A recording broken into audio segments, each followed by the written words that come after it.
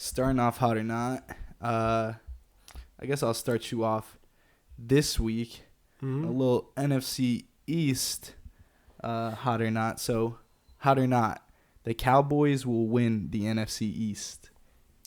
Right now, that's not a hot take. I mean, the way that Dallas defense has been playing offensively, still want to see some stuff from them. They've just been playing, good enough football, but they haven't had to do much when their defense is, scoring all those points, creating turnovers. Micah Parsons looking like the best player in football, not even best defensive player. Stephon Gilmore and Trayvon Diggs on the outside locking up. That defense is basically just carrying that team. Giants, we know what they are at this point.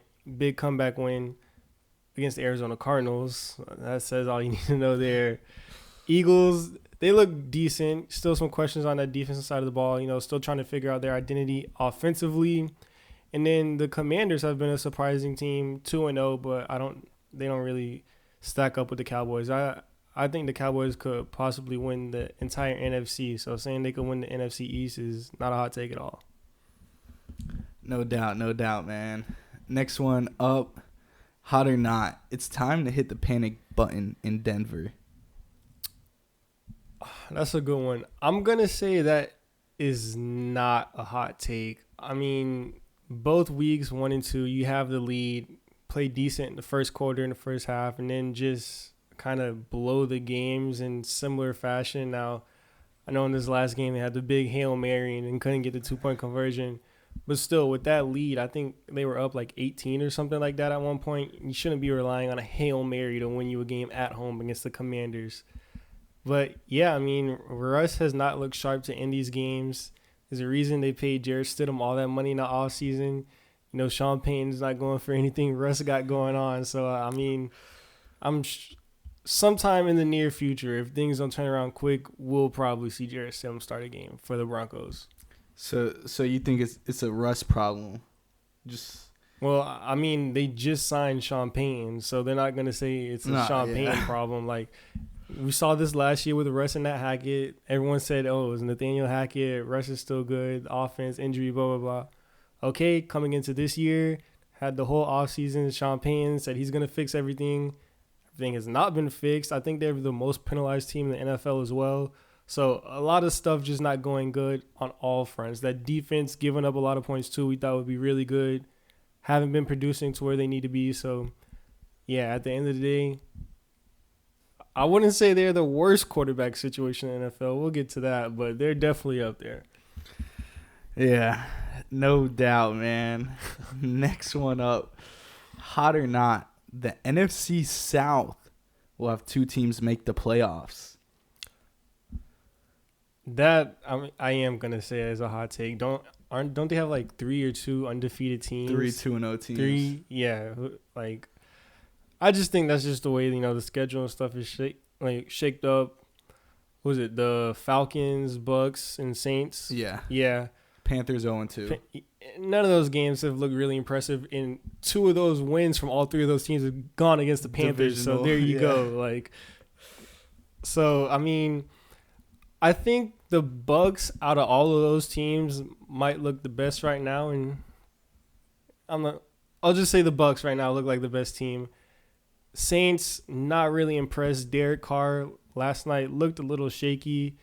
That defense looks really good, but offensively, I mean, you lose Jamal Williams. Hopefully, Kamara comes back. I think in a couple weeks, 1 to 2 weeks. So maybe that run game gets going.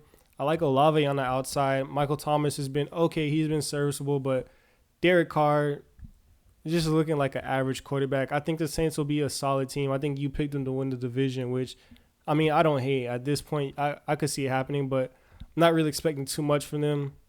The Falcons, I mean, they got a good win against the Packers. I thought the Packers were the better team, but, Desmond Ridder showed a little heart, little moxie, threw the ball actually to Drake London a couple times. He got involved, so it was fun to see that. But Bijan Robinson, man, looking like just a true weapon for that team. They're running all over people like we kind of predicted. So as long as they can just keep running the ball, I think they'll be an okay team.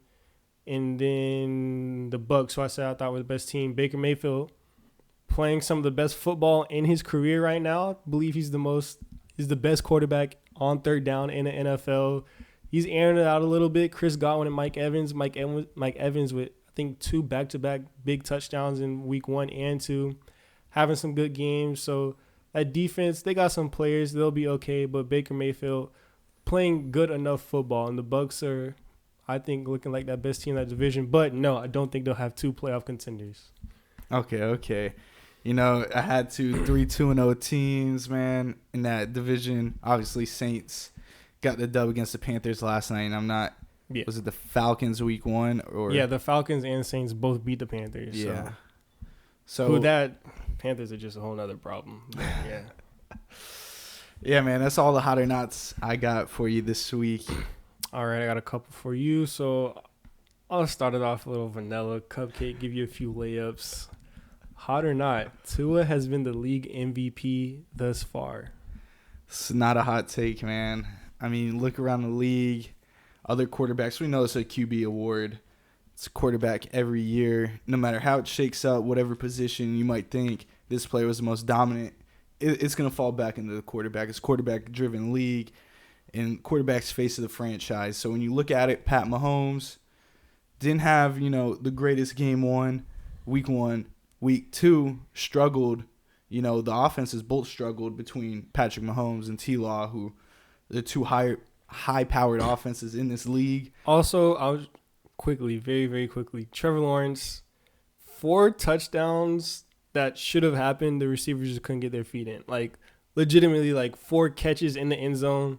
Receivers didn't get their feet in. Now, could he have been a little more accurate? Yes, but there was 4 opportunities for that Jags team to score in the red zone, just didn't get it done.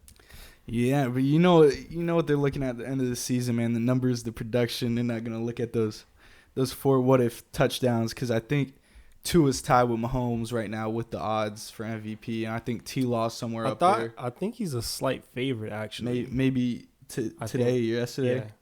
Yeah, I didn't check the new ones. I know before last week, getting a big win. 2-0, not too many 2-0 teams with MVP contenders. I'm not even sure, what that exact list is, but I mean, we know it comes down to Mahomes. Herbert's played some good ball, unable to win. We'll get into that, but I mean, to say Tua's not the front runner, beat the brakes off the Chargers week 1 with the offense, just how high powered it was, and then last week. We saw the efficiency from Tua just being able to throw the ball when needed, along with the run game. And it just showed, he doesn't need to air it out 460 yards like he did week 1. They'll be able to win. Still really good statistical game, and got the job done on the road Sunday Night Football against a division rival as well. Yeah, he's pretty much the leader in MVP odds right now. Yeah. So after Mahomes, who is right now? Well, on FanDuel, you got Tua at plus 500, Mahomes plus 600, and then Josh Allen, Jalen Hurts, and Lamar Jackson are the next 3. So that's the top 5.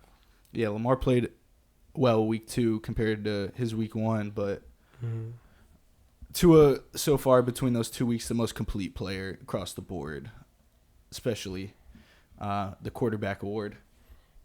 Yeah, through the first 2 weeks, I agree, and I think Tua's looked really good, and we've been saying as long as he's healthy, I picked him to win the division. It's looking more and more right as the season progresses.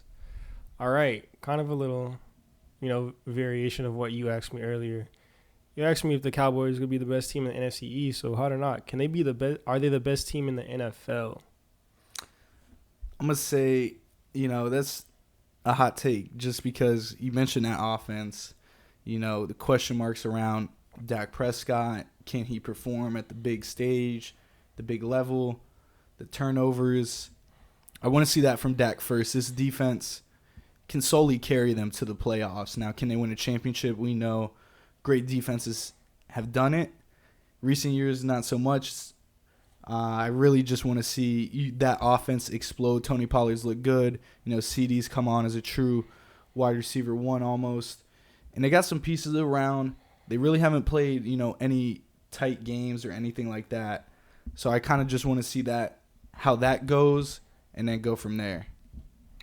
Yeah, it's kind of like what the Eagles were doing last year in the beginning of the season, towards the middle of the season, where it was like they were just blowing teams out, and their defense was like the lead was so big. It was like on offense they didn't really have to do much. So, I mean, it's the NFL. You take wins how you can get. If your defense is super, super good and creating turnovers and creating points and leads, like, and your offense doesn't have to do all that, it's a luxury. So, yeah. I mean, I'm not, like penalizing them for it, but just knowing what Dak has been in the past, you kind of want to see something like that before you call them, favorites to go to the Super Bowl. No, I agree.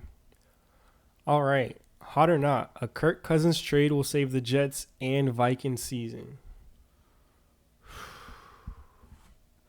I'm going to say that's a hot take just because I'm not sure if it's going to save the Vikings season. I know they're 0-2, maybe looking into next year. Justin Jefferson, contract year, we know we didn't get the deal done before the year. There's going to be big talks this offseason of what the plan is for Justin Jefferson. And right now, I mean, I want to see what the Jets are offering. I mean, I don't think it's going to be a stellar package for Kirk Cousins at this point. And, I don't think he's on a friendly deal. I'm not sure how many years are left, maybe 2 or 1. On Kirk's deal? Yeah. I think it's a 1-year deal, so it's a year. rental, yeah. Yeah, so you're not going to get much value for Kirk. So you're basically throwing in the towel.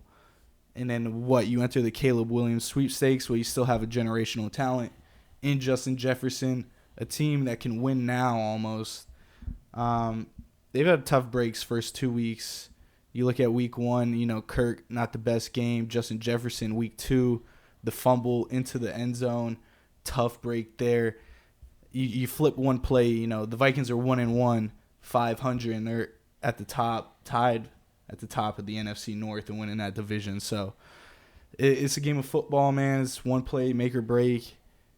We'll see, in the following 16 weeks if they can turn it around and win some games. But I don't think they're just out of it. They're in that NFC North to where, it's a winnable division. It's up for grabs. No one's really proven over there, so I still think the Vikings got a shot. Now, would it save the Jets' seasons? I would say yes. Because the Jets, Zach Wilson, we saw what happened last week. He looks lost out there. I mean, it's plain and simple. First-round pick, it hasn't panned out. Maybe a fresh start for Zach would be good. But the Jets right now is too much into that loss of Rodgers and Zach Wilson. That defense plays well, but how much can they really carry a team and elevate them? It's the same thing as last year. Yeah, I think it'd be an interesting trade. On the Vikings side, I mean, I'd be interested just because Kirk is on that 1-year deal. And, there's no guarantee he'll be back. And do you want to pay Kirk Cousins at this point? If you're the Vikings and you have, contracts like Justin Jefferson coming up. So, I mean, and there's a few decent quarterback prospects in next year's draft. Maybe you want that rookie deal, that cheap deal. Even if you don't get Caleb Williams, there's a couple very nice consolation prizes if you're picking early in the draft. So it'll definitely be interesting to see how these next couple weeks shake out for the Vikings.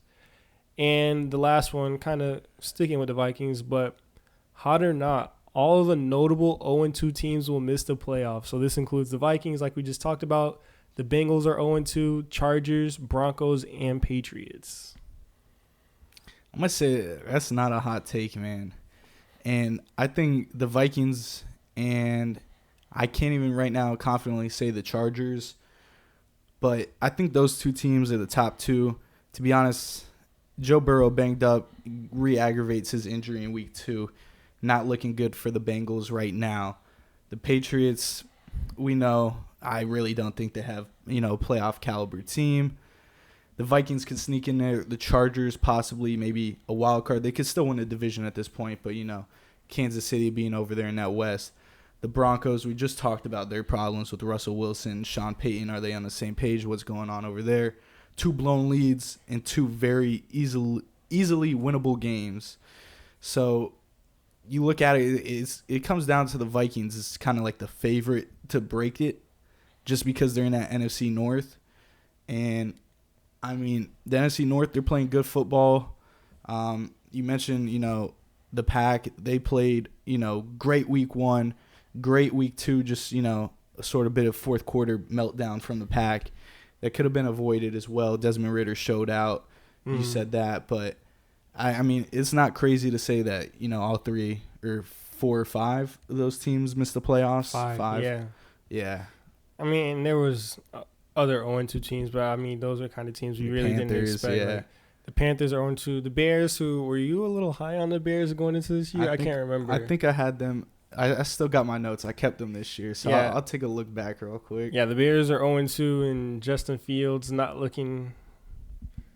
That entire everything with that Bears team just isn't looking really good at this point. Well, I had the Bears in 4th. Okay, so yeah, I didn't put a record down, but I had them in 4th. Yeah, I had Lions 1, Vikings 2, Pack 3, Bears 4. So it's kind of stacking up almost that way. Yeah, I think maybe a couple other teams are 0-2, but I mean, you didn't really expect them to be in contention. Those are the main 5 teams where going into this year, some people had them winning the division. I believe I had the Bengals winning the AFC North. Yeah, Pats thought maybe they could be a little competitive. The Broncos, would they turn things around? The Chargers and my MVP pick, who we'll get to that. And the Vikings, who you thought could be a competitive team, who, yeah, just right now, that's like the NFL. It shapes out kind of weird. That's how it goes. But, yeah, let's get on to those predictions and the picks for week 3, and we'll talk about some of these teams.